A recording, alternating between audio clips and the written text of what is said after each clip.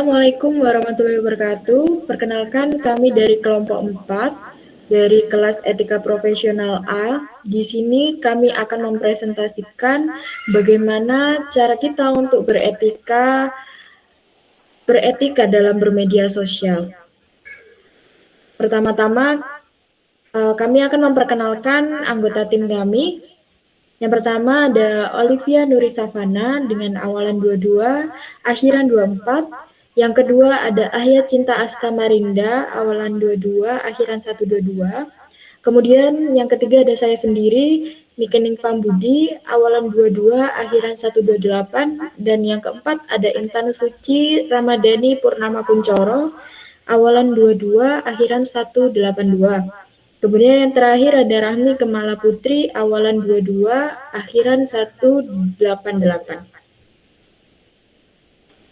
Baik, selanjutnya akan dijelaskan oleh teman saya yaitu Olivia Nuri Savana.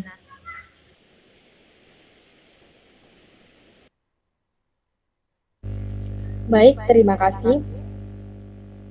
Sebelum saya menjelaskan ke pengertian apa sih etika bermedia sosial itu, kita akan ke etika dulu. Secara bahasa, etika yaitu dari bahasa Yunani yaitu ethos, ya, artinya tingkah laku. Sedangkan menurut pengertian dari ilmuwan Richard G bahwa etika yaitu mencoba untuk meneliti tingkah laku manusia yang dianggap merupakan cerminan dari apa yang terkandung dalam jiwanya atau dalam hati nuraninya. Sedangkan untuk media sosial sendiri yaitu sebuah platform atau tempat untuk bertukar informasi, baik menerima informasi maupun bisa mengirim informasi. Jadi, etika bermedia sosial yaitu kalau dirangkai yaitu sebuah tingkah laku manusia atau aturan tingkah laku manusia dalam menggunakan tempat atau platform untuk menerima informasi ataupun mengirim informasi. Etika bermedia sosial sendiri ini itu diatur dalam pasal 27 ayat 3 Undang-Undang Informasi dan Transaksi Elektronik atau disingkat dengan UU ITE. Melarang menyebarkan informasi yang tidak benar dan menyesatkan, dan pada pasal 28 ayat 2 UU ITE melarang menyebarkan ujaran kebencian. Pasal 32 ayat 1 Undang-Undang ITE melarang mencemarkan nama baik orang lain. Pasal 315 KUHP mengatur tentang penghinaan ringan seperti cacian, ejekan, dan kata-kata yang tidak pantas. Dan terakhir pada pasal 45A ayat 2 Undang-Undang nomor 1 tahun 2024 yaitu mengatur tentang larangan menyebarkan informasi yang bertujuan untuk menimbulkan kebencian berdasarkan SARA. Selanjutnya akan dijelaskan oleh teman saya.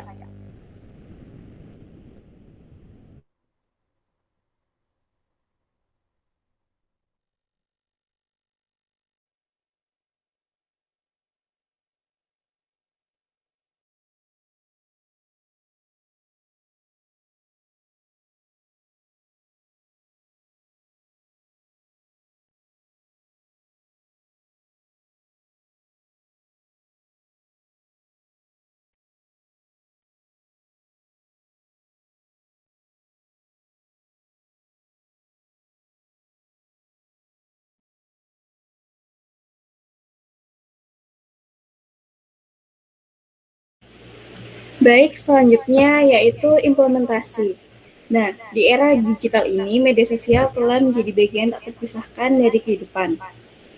Nah, untuk implementasi ini, penting bagi kita untuk memahami dan menerapkan etika bermedia sosial. Nah, etika ini bagaikan kompas yang menuntun kita untuk bernavigasi di dunia maya dengan penuh tanggung jawab dan bijak. Oke, next. Yang pertama dalam etika dalam bermedia sosial yaitu mempergunakan bahasa yang baik. Nah, dalam beraktivitas di media sosial ini, kita hendaknya selalu menggunakan bahasa yang baik dan sopan, sehingga tidak akan menimbulkan risiko kesalahpahaman yang tinggi. Dan dapat memaknai konten secara berbeda, setidaknya dengan menggunakan bahasa yang jelas dan lugas. kita telah berupaya mengunggah konten yang jelas pula. Next.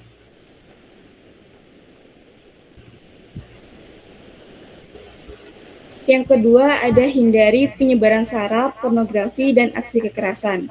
Sebisa mungkin kita menghindari penyebaran informasi yang mengandung unsur sara serta pornografi.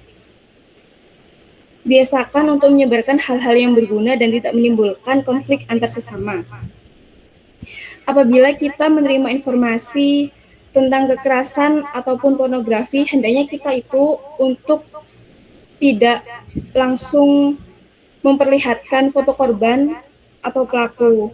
Diduga kita tuh untuk menjaga privasi dari korban tersebut. Next.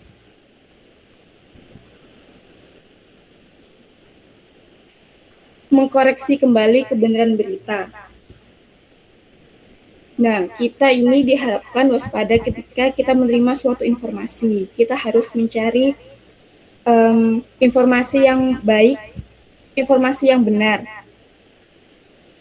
bertujuan untuk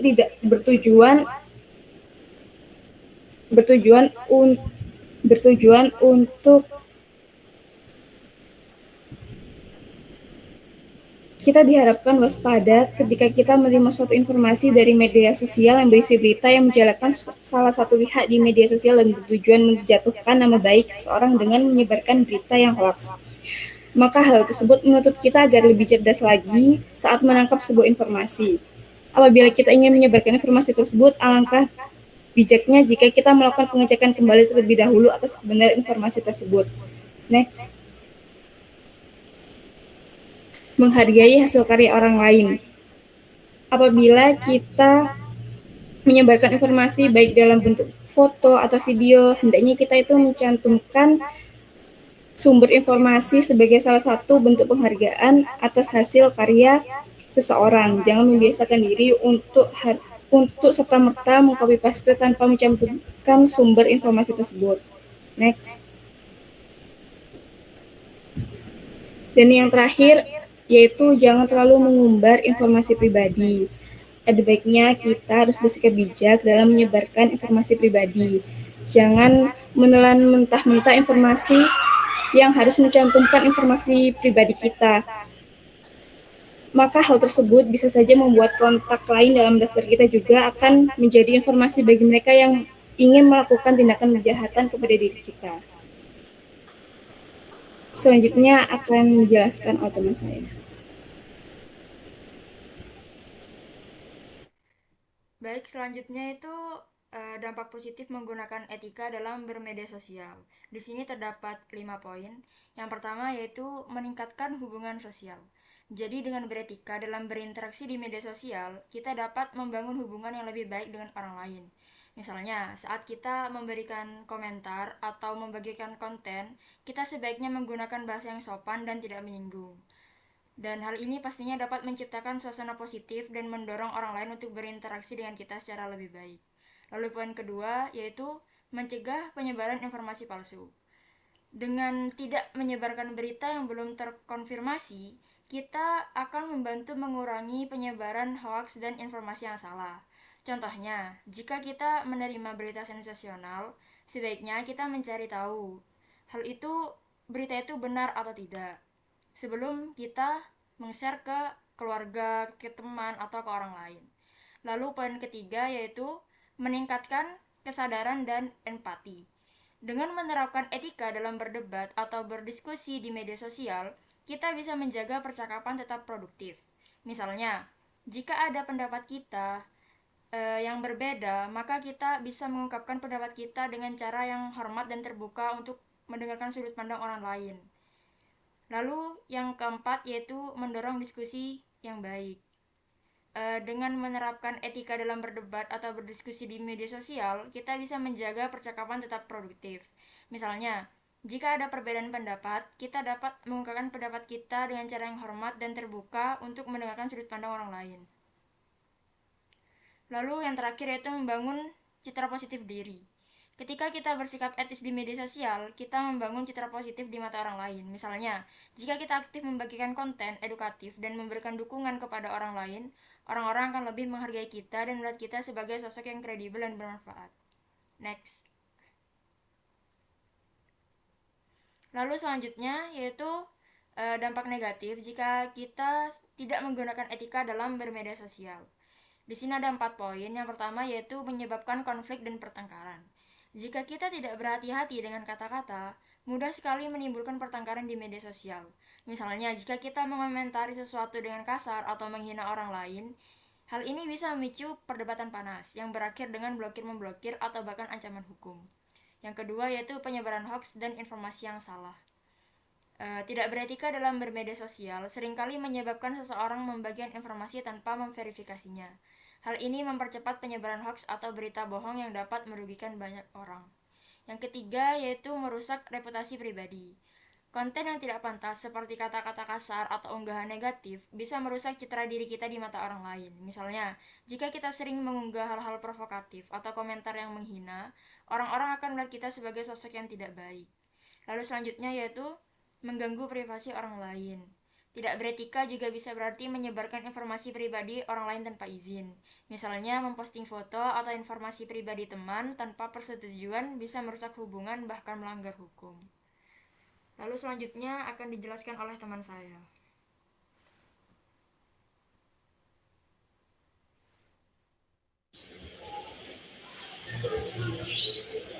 Baik, untuk selanjutnya, cara menghindari perilaku negatif dalam etika bermedia sosial. Yang pada poin pertama, ada berpikir sebelum membagikan atau berkomentar.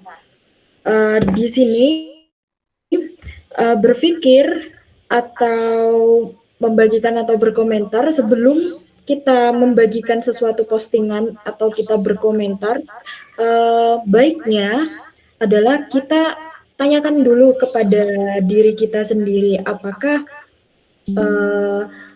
yang saya sampaikan itu bermanfaat, sopan, dan tidak menyinggung orang lain. Dengan berpikir sebelum membagikan atau berkomentar, itu dapat menghindari penyebaran informasi yang salah atau kata-kata yang bisa saja menyakiti orang lain.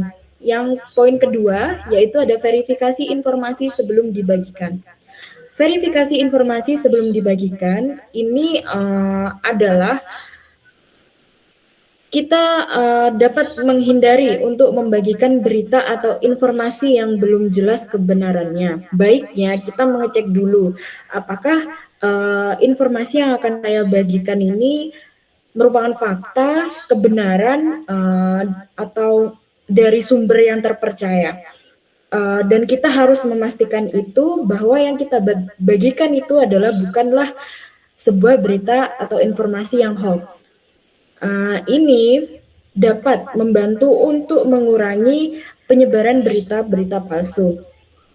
Yang ketiga adalah menjaga privasi dan menghindari berbagi terlalu banyak informasi pribadi. Terlalu banyak informasi pribadi yang kita sampaikan kepada orang lain, terkhusus kita share di dunia maya atau media sosial, itu sangatlah lebih baik kita dapat menceritakannya kepada teman atau orang yang kita percayai, karena di dalam media sosial itu ketika kita membagikan informasi pribadi, kita berarti tidak kurang untuk menjaga privasi diri sendiri. Dan juga sebaliknya kita juga harus bisa untuk menghargai privasi dari orang lain, yang mana itu adalah merupakan sebagian dari etika bermedia sosial.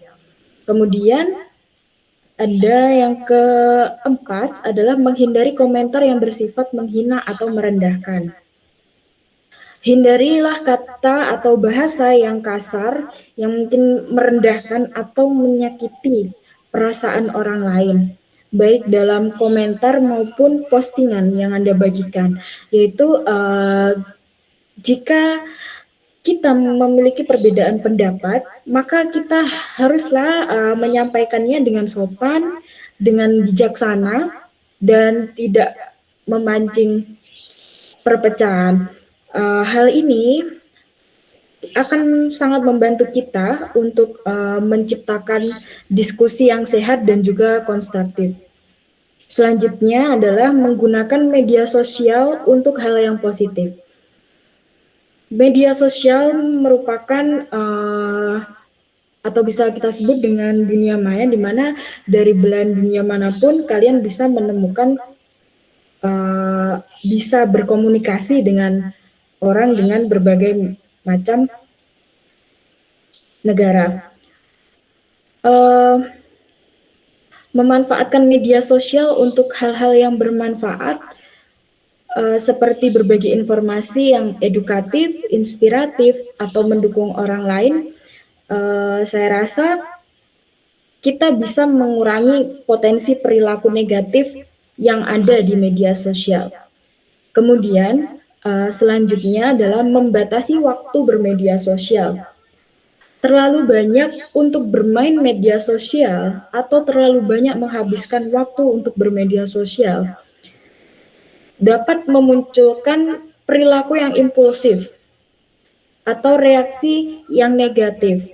Dengan membatasi waktu yang dihabiskan, kita bisa lebih terkontrol dalam berinteraksi dan menjaga kesehatan mental kita.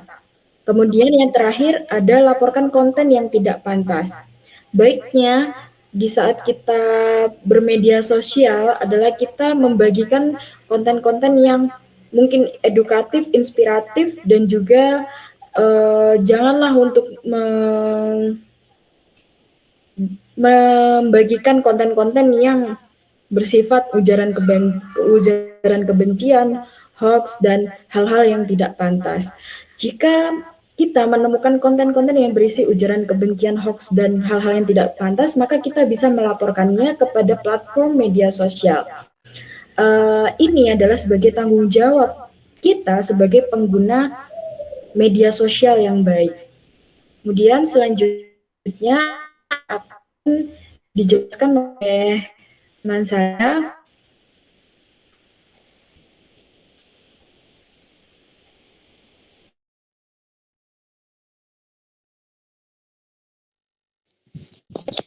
Baik, jadi akan hasil wawancara kami dengan Bapak narasumber, yaitu Bapak Basuki, salah satu dosen kami di Universitas Trunojoyo Madura. Untuk pertanyaan pertama, menurut Bapak bagaimana sih konsep dasar dan seberapa penting penggunaan etika dalam bermedia sosial? Bapak menjawab, jadi dalam bermedia sosial itu kita perlu berhati-hati dalam meng-share sesuatu. Sebab negara kita ini kan adalah negara hukum. Dan ada undang-undang yang mengatur kita dalam bermedia sosial, yaitu Undang-Undang ITE. Jadi jangan sampai kita memuat atau meng-share hal-hal yang dilarang, karena hal itu pasti akan membuat kita dijerat dengan hukuman yang tertulis. Kita harus memegang teguh prinsip dan norma-norma yang telah ditulis oleh negara kita. Selanjutnya, next. Pertanyaan kedua, menurut Bapak, apa dampak dari pelanggaran etika dalam bermedia sosial terhadap reputasi akademis atau keprofesionalan seseorang? Jadi, bagi seorang akademis, apabila kita meng-share sesuatu sesuai dengan kompetensi kita, maka hal tersebut akan menaikkan reputasi kita sebagai seorang akademis.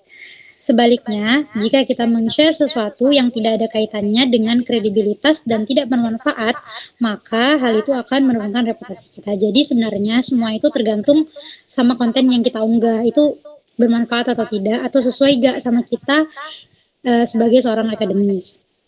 Next. Pertanyaan ketiga. Bagaimana sih kita sebagai pengguna media sosial dapat berperan aktif dalam menyangkal penyebaran konten negatif? Jadi jawabannya, kita dapat memberikan pengetahuan dan pemahaman kepada khalayak ramai dengan menggunakan berbagai platform yang ada. Kita juga dapat memberikan pedoman agama sebab negara kita adalah negara yang beragama. Apabila kita memiliki pedoman hidup, kita dapat memilah hal baik dan hal buruk dalam bermedia sosial. Ada hal yang perlu kita cegah dari kehidupan bermedia sosial seperti mengunggah konten negatif, meng-share hal-hal yang tidak baik, ikut menyebarluaskan konten negatif. Dampak daripada kita dalam bermedia sosial akan menurunkan moral bangsa kita. Next, pertanyaan terakhir, yaitu jika Bapak memberikan suatu komentar atau tanggapan di media sosial, lalu Bapak diserang akan komentar yang Bapak berikan itu, bagaimana sikap yang akan Bapak berikan? Jadi Bapak berkata, apabila kita berada di situasi tersebut, maksudnya kalau misalnya kita memberikan suatu komentar, terus ada seseorang yang memberikan tanggapan tuh tidak baik, jangan sampai kita itu terbawa emosi. Jadi kita harus menunjukkan balasan yang bijak. Jangan sampai kita terbawa emosi dan membalasnya dengan komentar negatif juga.